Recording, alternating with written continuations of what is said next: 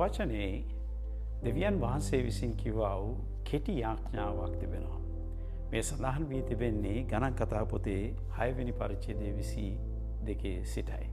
මෙතන කියනවා ස්වාමින් වහන්සේ මෝසස්ට කතා කොට ආරොන්ට සහ ඔහුගේ පුත්‍රයන්ට කතා කරමින් නුඹලා මේ ආකාරයෙන් කියා ඊශ්‍රායල් පුත්‍රයන්ට ආශිර්වාද කරන්නයි කීසේක. දෙවියන් වහන්සේ මෝසස්ට කතා කරලා කියනවා මෝසස් ඔබ ආරොන්ගේ පුත්‍රයන්ට මම මේ කියන ආකාරයෙන් ඊශ්‍රායල් සෙනගට මේ වචන කියා ඔවුන්ට ආශිර්වාද කරන්නයි කියා. මොනවද මේ කියන වචන? මේ වචන වල සඳහන් වෙලා තියෙන්නේ මෙලෙසයි. ස්වාමින් වහන්සේ නුඹට ආශිර්වාද කොට නුඹව ආරක්ෂා කරන සේක්වා.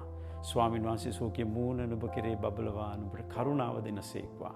ස්වාමින් වහන්සේ සෝකේ මූණ ඔසවා නුඹට සමාදානය දෙන සේක්වා. ඊශ්‍රායල් පුත්‍රයන් කෙරේ මෙලෙස පූජකයා විසින් මේ ආඥාව කියන කල ස්වාමින් වහන්සේ ඔවුන්ට ආශිර්වාද කළයි කියලා දේ වචනේ සඳහන් වෙනවා. මේ වචනේ ඉතාමත් බලවන්තයි. හේතුව මේ ඇවිල්ලා කිසි මිනිස්සෙක්ගේ ආඥාවක් නෙමෙයි.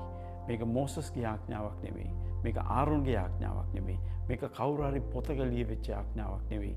මේ ආඥාව දෙවියන් වහන්සේගේ මුඛයෙන්ම පැවසූ ආඥාවක්.